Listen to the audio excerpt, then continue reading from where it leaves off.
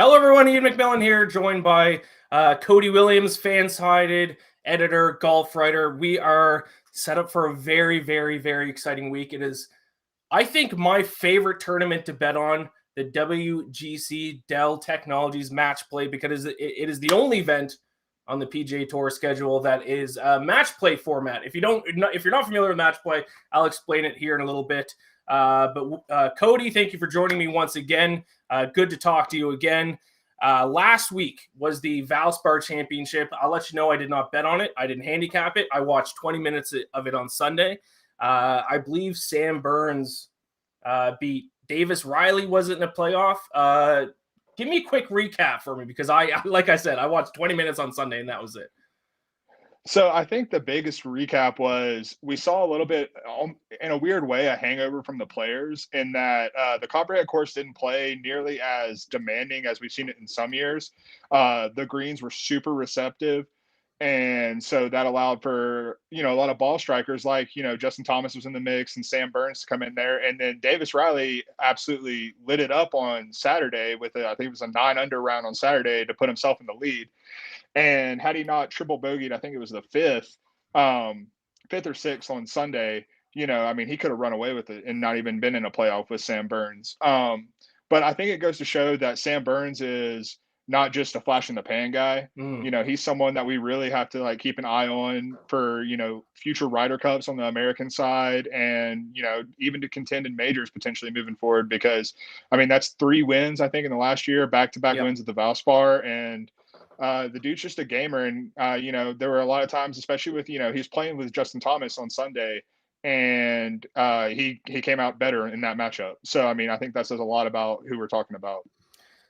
Yeah, Sam Burns is for real. I saw a funny stat. I think he's only the second golfer, and I think the first was Colin Morikawa, to make their Masters debut having already won 3 PGA Tour events, because he won 3 since last year's Masters up until this year. So Sam Burns, certainly a golfer to watch out for. But speaking of which, he actually withdrew from this week's Dell Technologies match play, obviously after getting a win. The Masters in 2 weeks, he probably wants to start preparing for that.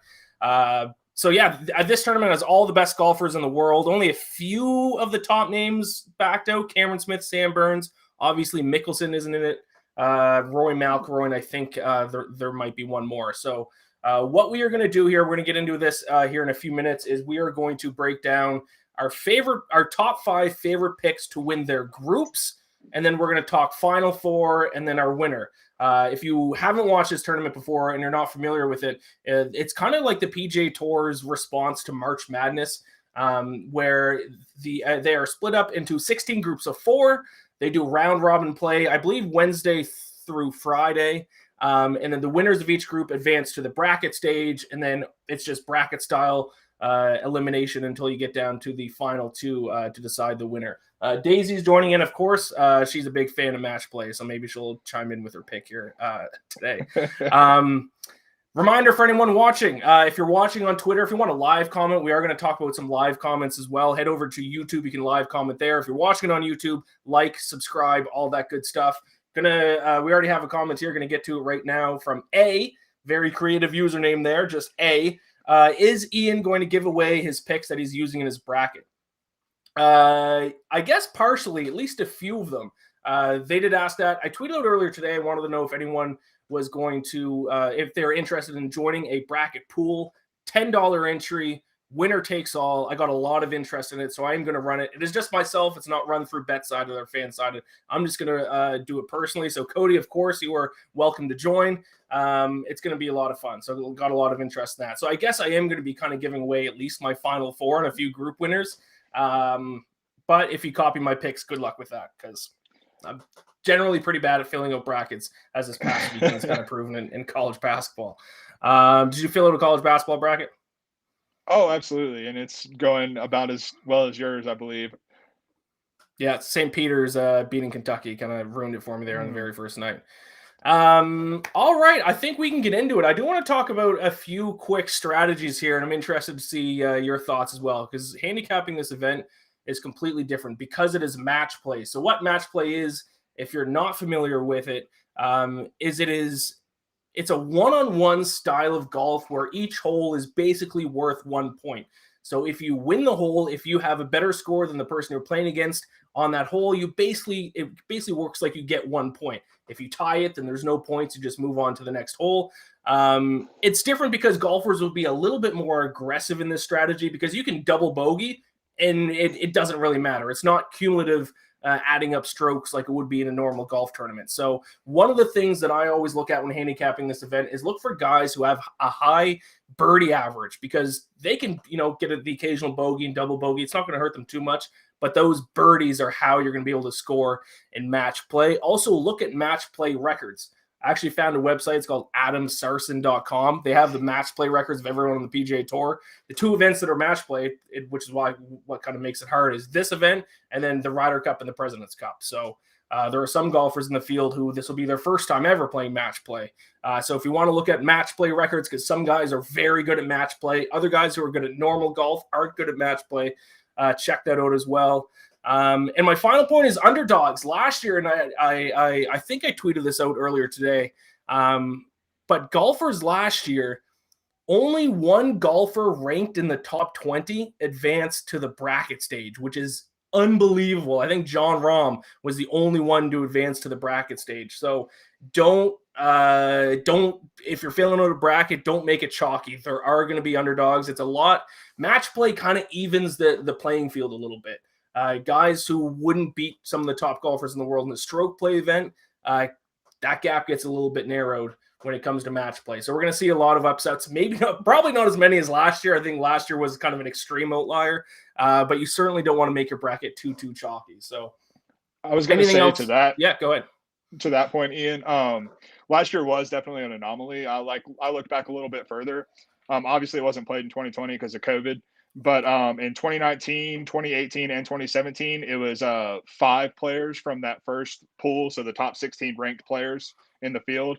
5 in each of those years advanced. And then the year before that, it was 9, but I think that was also an outlier. So I think, in that 5, 6, 7 range, I think that's probably the sweet spot for if you're going chalk. Yeah. I think that makes sense. But I mean, sometimes it's tempting looking at the groups and you're picturing some of these top players and there's like, well, there's no way that they're going to lose a couple of these other guys, but it's going to happen. There's going to be some surprising results. Wasn't it Victor Perez was in the Final Four last year? Yeah, he's like a random golfer from France. I don't think I've heard his name since then. Exactly. He might have been in contention at the PGA Championship a few years back.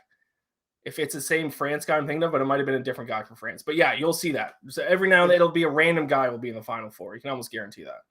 If it tells you anything, I'm pretty sure he's playing at the opposite field event this week. So yeah, did not make it back in the field this week. So let's dive into our picks here. All right. Cody, so what we're going to do, like I said, there's 16 groups. We're not going to talk about every single group because we will be here for 2 hours and we kind of have a hard out here in about 20 minutes. So we narrowed down our 5 favorite group picks. We're just going to alternate back and forth. And there are a couple of them that I noticed actually. We're going head to head in a few. So I'm interested to talk about those. So Cody, let's start with your first. And by the way, I don't think these are in any order. We're just going to go from the lower group numbers up. So go ahead, take it away with your first one. So my first one is in Group 5. I have Matt Fitzpatrick coming out of it. The consensus odds I'm looking at have him at about plus 250 to win that group. And the reason he is not the favorite in that group is because he's in there with Scotty Scheffler. He's also in there with Ian Poulter and Tommy Fleetwood. Going up against Scheffler, who's been absolutely on fire to start 2022, is a little bit scary, but so is Fitzpatrick. He just doesn't have the wins. But, I mean, he's just been a top 10 machine. I don't think he was barely mentioned on the broadcast at the Valspar, and then you look up at the end of the day and he's T7 again. And the guy is just gaining strokes all across the board. There's not a place where he's losing strokes. And I think in a match play format, that's going to be really hard to contend with. Yeah, I like that pick. Yeah, first on the PGA Tour right now in total strokes gained. I think if there's a group of death, though, I think it has to be this group. You got Scotty Scheffler, who finished runner-up last year and who's been on fire so far this year. Matt Fitzpatrick, obviously, all the points that you said. Tommy Fleetwood can always be dangerous. And then Ian Poulter, who might be the best match play golfer of all time. Now, he's obviously getting up there in age. I wouldn't bet on him to win that group, but that's a tough one. I don't think I'm going to be picking betting on a winner in that group because it's just I think anyone could take it. But if I were to take someone, I think it'd be Fitzpatrick. So I don't hate that pick. Really quick, Peter Dewey in the chat. Shout out Peter. Tougher bracket, this or March Madness? I say this because it has the group stage aspect to it. March Madness obviously doesn't have that. So I mean, you could pick guys who are like go deep in the bracket stage, but they don't even get out of their group. So I filled out a bracket last year, and it was terrible. I remember I had Patrick Reed winning, and he didn't even advance out of his group. So I would say this one is a little bit of a tougher one than March Madness. Yeah, I would have to agree there. I mean, the group stage just adds a whole other element to it because, I mean, like you said last year, like, you know, you're going to have some chalk in your bracket and, you know, you get to the Sweet 16 and if you went all chalk last year, like you have one pick, right? So, I mean, this is a lot tougher. And there's a lot more variance, I think, in 18 holes of golf than 40 minutes of basketball. For sure. I also kind of side note, I wish there was more match play tournaments. It's just so good for betting. It's so fun to watch. I think, was the PGA Championship match play at one point in time? I think it was back in the day. Way back when, yeah. They should bring that back. I think that's a good way to kind of make the PGA Championships kind of stick out from the other majors because right now it's kind of make it match play again. All right, my first group bet here. I am looking at Group 6, I believe it is. I'm taking Kevin Kisner, who I think is one of the greatest, definitely arguably the most underrated match play player on the PGA Tour. Consensus odds have him right around plus 260. In his career, in his professional career, 16, 6-2 in match play, 8-1 over his last 9. He's already won this event in the past. He won it back in 2019.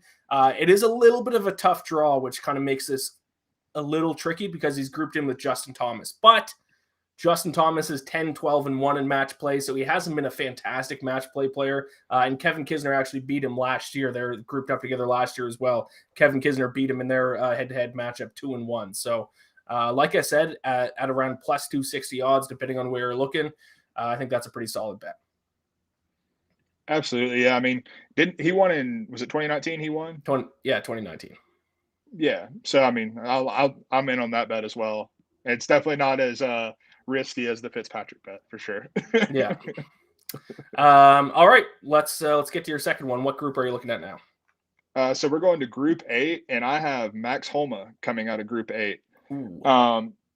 So first off, I'm fading Matthew Wolff at any chance I possibly can because he's just, I mean, his game is just nowhere to be found right now.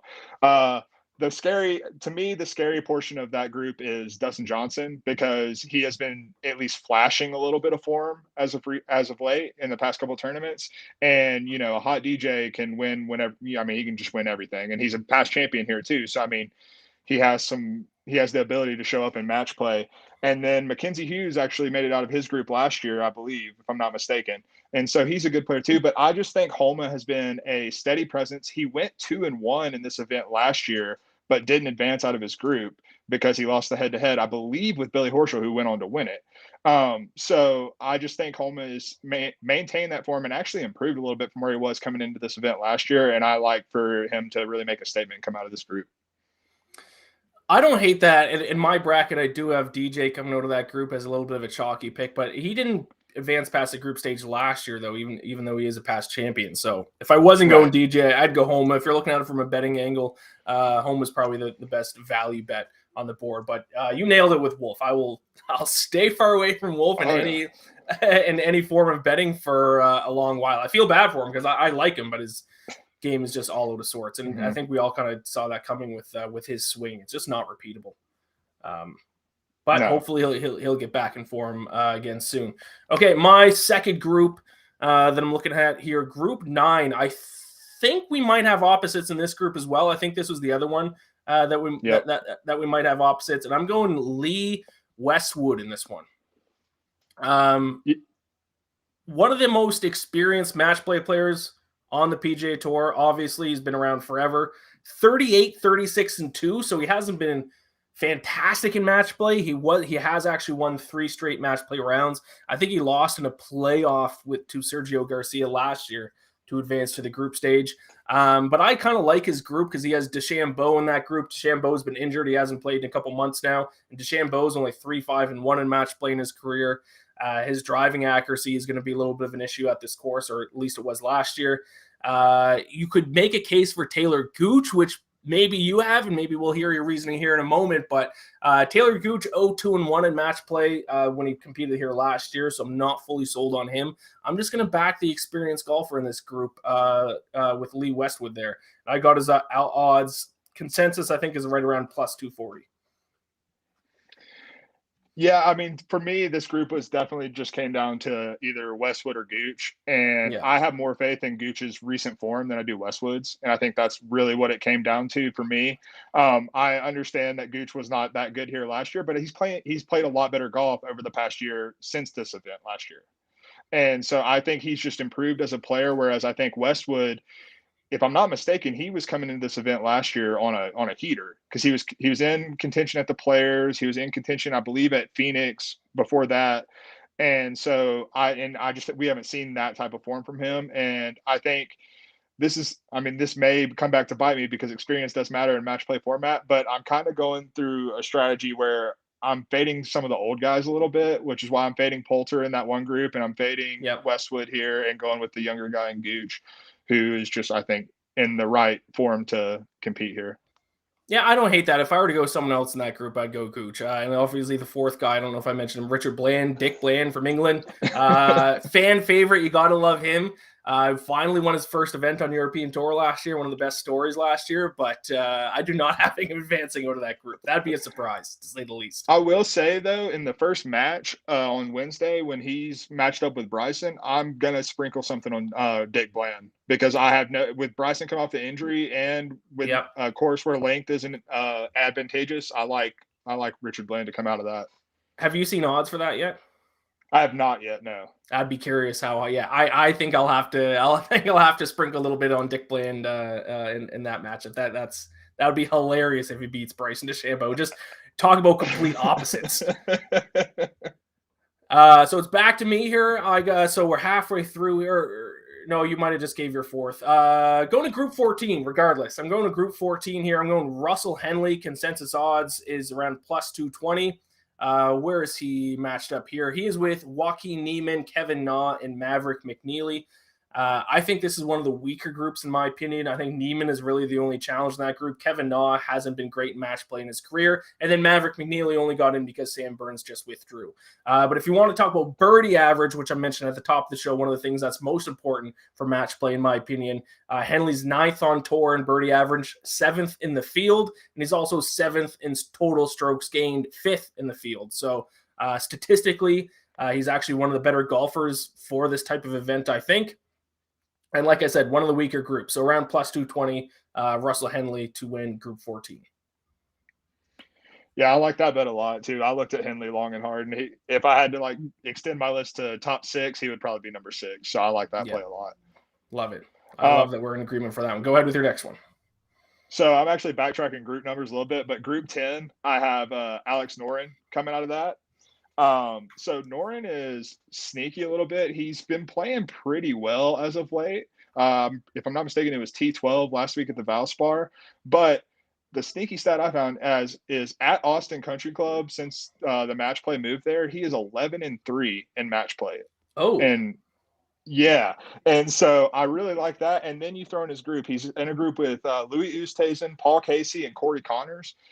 Connors is my guy. I love his ball striking, but he has been so up and down over the past 2 to 3 months that I don't think I'm going to trust him over a round robin match play event. And then you also look at I personally have no faith in Paul Casey when it comes to clutch situations, which I think match play pulls a lot of that out of you. So I'm just going to fade Paul Casey on that. And then Oosthuizen's kind of in the same boat for me as Connors, where I know the game, at its top form, is probably better than what Alex Noren's bringing to the table. But at the same time, I haven't seen enough of that as of late to really do that. And when you throw in Noren's match play record with that, I think he's an easy bet at, let's see, what are the consensus odds? About plus 275. I think that's tremendous value. Yeah, Oosthuizen's kind of a guy who the way his style of play recently is more built towards majors, where it's more about not getting a lot of bogeys, whereas match play is the opposite. You need a lot of birdies. He actually is, I just looked this up while you were talking, 23, 17, and 3 in match play, so he does have a winning record, but most of those wins came actually early in his career. He's 0-5 in his last 5 and 3-7 in his last 10. So he's kind of stumbled when it's come to match play recently. Love that stat about Alex Noren at Austin Country Club. What'd you say, 11-3 since it's moved there? 11-3, yeah. Ooh. I do not have him advancing my bracket. I might have to change that after that little stat there. I like that. I'm looking at Group 15 here. Bubba Watson, going to keep it a little short because I do want to get to Final Four and their winners before we wrap this up. I think Bubba Watson to win Group 15 plus 250. I think he's one of the more underrated match play golfers on the tour. 22, 15, and 6 in match play rounds. He showed flashes of kind of old Bubba at the Players, and he won the event back in 2018. So he's actually one of my dark horse picks in this tournament. So Bubba Watson, Group 15, and he's paired with Abraham Answer, Webb Simpson, Brian Harman, kind of an underwhelming group as well. Yep, I like Bubba here too. I mean, he's a gamer too. Match play format, I think that really plays into your favor. My last one is Group 13. I have Daniel Berger coming out, and he doesn't have a stellar match play record. Especially at Austin Country Club. I'm pretty sure he's like, let's see, 3-9-0, which is not great. But he's been in tremendous form as of late. And I also have zero faith in the rest of his group. Hatton, I think, is way too combustible and emotional for match play. He doesn't have a good match play record either. And I think it's honestly shocking to me that Berger doesn't have a great record at Austin Country Club, because his cool demeanor just seems perfect for that type of this format. And then he's also in there with Siwoo Kim, who, I mean, Siwoo could come out and win this thing, but at the same time, I'm never going to bet on that because you never know what you're going to get from him in a given week. And then it's Christian Bezuidenhout, and he's kind of another guy that's just hit or miss. He's going to be top 10 one week and miss the cut the next week. And so I'm going to take the steadiest presence in Daniel Berger. And Christian Bezuidenhout, which, by the way, side note, funnest name to say on the PGA Tour, Christian Bezuidenhout. Absolutely. I can say it a million times over. He's similar to kind of Oosthuizen, where when he succeeds, it's more based on kind of not bogeying a lot and kind of staying steady with pars. Not a big birdie guy. I looked it up right here. Tied for 198th on tour in birdie average. So he's not a guy that's going to score, and that's what you have to do to win match play. So I'd stay away from him as well. So my final round winner, and this is my big time dark horse in this tournament, and that's Harold Varner, right around 3-1 to win Group 16. And Group 16 is with Koepka, Shane Lowry, and Eric Van Rooyen. Risky bet, but I think the reason why I think it's risky is because he actually has never played in a match play tournament in his professional career. I'm sure he didn't at the amateur level. But he hasn't been in a Ryder or President's Cup. This is his first year, I believe, in this tournament. But he birdies a lot. T11th on the PGA Tour in birdie average. He finished T6 at the Players a couple weeks ago. He had that win. What was it? The Saudi Invitational, or is one of those Saudi International? Yeah, he had that win there about a month or so ago. So he's in good form. And I just think kind of his easygoing nature and like mentality is going to be good for him. He never, gets down on himself if he gets down a couple holes. So even though we haven't seen him play match play, I think kind of his style and his mentality is going to fit well here. And he's one of the guys who's paired in the group is Shane Lowry, who has like one of the worst match play records. I don't have it written down in front of me, but I looked it up. Terrible match play record. And then Brooks Koepka, we're probably going to talk about him here in a little bit. Don't fully trust Brooks Koepka either. I think Varner's a good dark horse pick if you're looking for an upset at a group stage. So he's at 3-1. I think that's a pretty decent price. So there's I believe you got to your 5 there. I believe, correct, Cody? Absolutely, yeah. All right, so let's get to our final 4 picks and our picks to win. Hit me with your final 4 to start off. All right, so for the final 4, starting off on the top left portion of the bracket, I have Brooks Koepka coming out of that. I understand why you wouldn't trust Brooks Koepka, but he has been telling us for a couple months now that his game is close. His game is close. And then he keeps showing flashes of it with, top 20s, top 10s and stuff like that. And then he had the low round of the day on Sunday.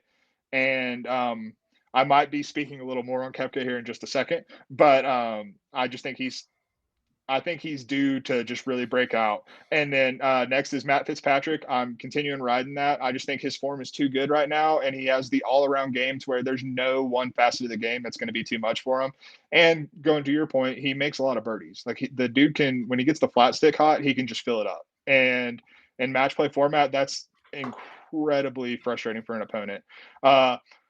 I'm going with Noren to make it out of his, I guess, region. I don't know what you'd call it in this type of bracket, but I'm going with Noren to emerge from there. I just think that his match play record speaks for itself, and that he's just kind of gotten bad luck recently. And then when you combine that with the fact that he's in good form recently, I think he is going to be the kind of the dark horse to come out of there. And I'm going really chalk for the bottom right portion with JT coming out. I can't remember where I heard it, but I heard someone talking about that JT's strokes gained profile right now is the same as it was a couple years ago when he won like 11 times over like a short span or whatever, and he just hasn't been winning. But his game is just there to where he can beat anybody right now, as long as, like, in his case right now, the putter doesn't betray him. But I think he's just primed to really break out right here. Yeah, that's who was it earlier that I picked to come out of JT's group? Kevin Kisner. So I have Kisner coming out of that group, but I mean, it's so hard to bet against JT. I could lose that Kisner pick pretty quick. I like that Final Four with it, especially with the dark horse Norn with that stat that you brought up earlier with him at Austin Country Club. Okay, my Final Four here. Just got to bring it up. Final Four. I'm going with a couple deep dark horses to make it to the Final Four. Harold Varner, I brought up early. Bubba Watson. Those are my two deep dark horses to make the Final Four. And then kind of two of my more chalky picks to come out of their region, or whatever you would call it, is Patrick Cantlay and Victor Hovland. Harold Varner is around consensus around 22-1 to make the Final Four, and Watson is around 16-1. I like those odds quite a bit. I've already talked about those two guys, though. But you have Patrick Cantlay. I think he's a pretty solid bet here. 7-3-1 in match play in his career. He went 2-1 in the group stage last year, but lost to Hideki Matsuyama, so he didn't advance to the bracket stage. But I mean, everyone knows this. One of the best golfers on the PGA Tour this year. Best in the field in birdie average. So I keep citing that stat. I think it is the most important stat for match play. Cameron Smith is first on the tour right now, but he's obviously not competing this week. So Cantlay second. That makes him first in the field this week in birdie average. So I like him to make the Final Four. And then, of course, Victor Hovland. Victor Hovland's like 1-2-1 in match play, but obviously still young in his career. But he's been fantastic. One of the hottest golfers on tour these past few weeks. And he can get birdies as well. His chipping concerns me. And that's kind of cost him week after week. It cost him at the Players a couple of weeks ago, cost him at the Genesis, I believe it was. But I kind of like his, I think really the only challenge out of that kind of quadrant or region is going to be whoever comes out of that JT and Kevin Kisner group. Because he in his we didn't talk about his group, but in his group is Zalatoris, Tringali, and Straka. He's not going to lose to Tringali or Straka, or at least I don't think. And Zalatoris, with how his putting yips that he has, that's going to be magnified in match play. So I think Hovland comes out of his group. I think he'll have a decent first round matchup, and then he'll have to take on the winner, probably either Kisner, JT, Spieth, one of those guys in the quarterfinals to get to the Final Four. So that's my Final Four. We got 2 more quick minutes here. Give me your pick to win. I'm going back to Brooks Koepka. I just think that he is made for match play, even if his record is pretty pedestrian. I'm pretty sure at Austin Country Club he is 6-5-1 since match play moved there. So I mean, it's not like terrific, but we all know the deal with Brooks. He shows up when he wants to and when he's healthy. And I think he's finally healthy. I think we've seen enough flashes to know that his game is coming into form. And I think with the way he's been talking about his game and his swing, that we're seeing a different iteration where he's not just going to pop up and be in a, top 5 in majors and stuff like that. I think he's like putting more care into his all around and year round game. And so I think this is a really good place for him to show it when he can go mano a mano. And he always talks like, about quote unquote real sports and stuff like that, about how, this almost made it feel like a real sport. Well, match play makes it feel like a quote unquote real sport because it's one on one, it's you and another guy. And I think he's really going to come out and show something this week. And I like the odds at plus 3,000 too. Yeah, he didn't compete. I think he was injured last year, so he didn't compete here Yeah. last year. So even though I have Werner coming out of that group, I don't hate that bet whatsoever, especially at those odds. But I am just looking. In 2017, he went 3-0 in group stage. He lost in the first round of bracket stage, though, against your guy, Alex Noren. So maybe we'll end up seeing a little rematch of that. So I like that quite a bit. My pick to win, and we'll wrap it up here. I'm going a little chalky with my pick. Patrick Cantlay. What are his odds here? Bring it up. 22-1. I think that's for the guy who's first in the field in birdie average, I think that's a pretty decent bet. I think I've already talked about Patrick Cantlay. Like I said, one of the best golfers on tour this year. He has kind of choked down the stretch in a couple of occasions, but I think he can get it done when it comes to match play this year. Birdie average. Comment by Ben Heisler before we wrap things up here. I would bet any golfer who went to the University of Arkansas personally. Of course, Ben is referencing the fact that I said on Best Bets last week that if Arkansas makes the Final Four, I'll get a tattoo of a Razorback.